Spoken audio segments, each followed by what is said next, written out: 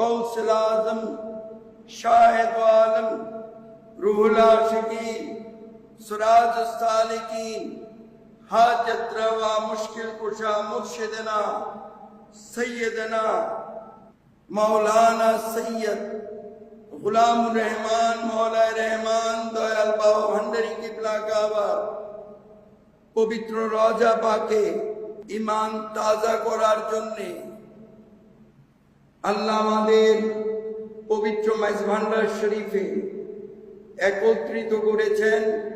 প্রত্যেকে শুকরানা স্বরূপ বলুন আলহামদুলিল্লাহ। বিসমিল্লাহির রহমানির রহিম। আতুল্লাহ ওয়া আতুর রাসূল ওয়া উলিল আমরি মিনকুম।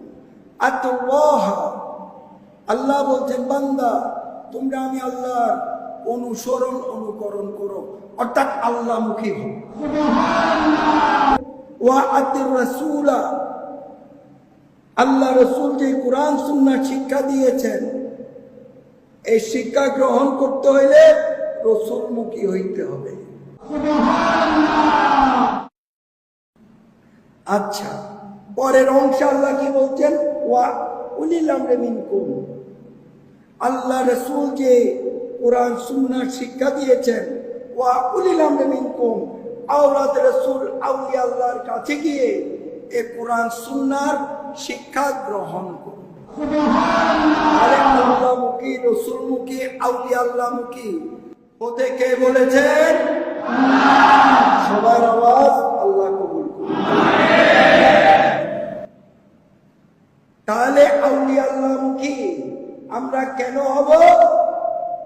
কোরআন সুন্নাহমুখী হওয়ার জন্য, আল্লাহর ইবাদত বন্দেগী শিক্ষা লাভ করার জন্য।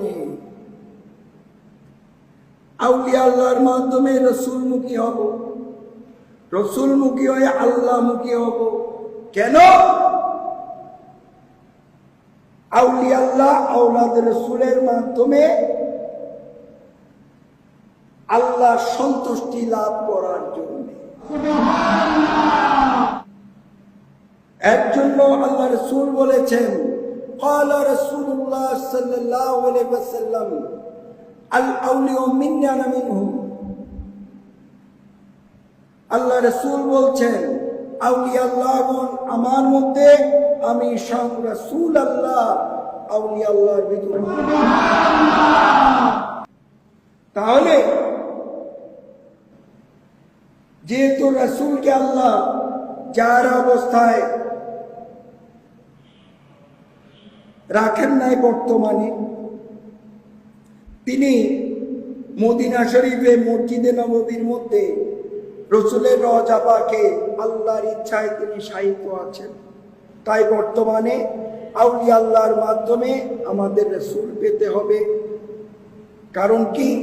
কোরআন সুন্নাহ তালিম আউলিয়া আল্লাহর দরবারে এসে নিতে হবে। আল্লাহর রাসূলের শিক্ষায় শিক্ষিত হতে হবে। ইবাদত বন্দেগীর মাধ্যমে মাকসুদ আল্লাহকে পেতে হবে। তাই আমরা পবিত্র মাইজ ভান্ডার শরীফে ইবাদত বন্দেগী করছি আল্লাহর সন্তুষ্টি লাভ করার জন্য। আমরা মাইজ ভান্ডারীরা বিশ্বাস করি গৌসুল আজম আহমদুল্লাহ মাইজ ভান্ডারী, গৌসুল আজম গুলামুর রহমান মাইজ ভান্ডারী যে কোরআন সুন্নাহ শিক্ষা দিয়েছেন, আল্লাহমুখী রাসূলমুখী হওয়ার শিক্ষা দিয়েছেন, ইবাদত বন্দেগীর মধ্য দিয়ে মুমিন হওয়ার শিক্ষা দিয়েছেন, এই ইবাদত বন্দেগীর মধ্য দিয়ে আল্লাহ যেন আমাদের মুমিন বলে স্বীকৃতি দান করেন।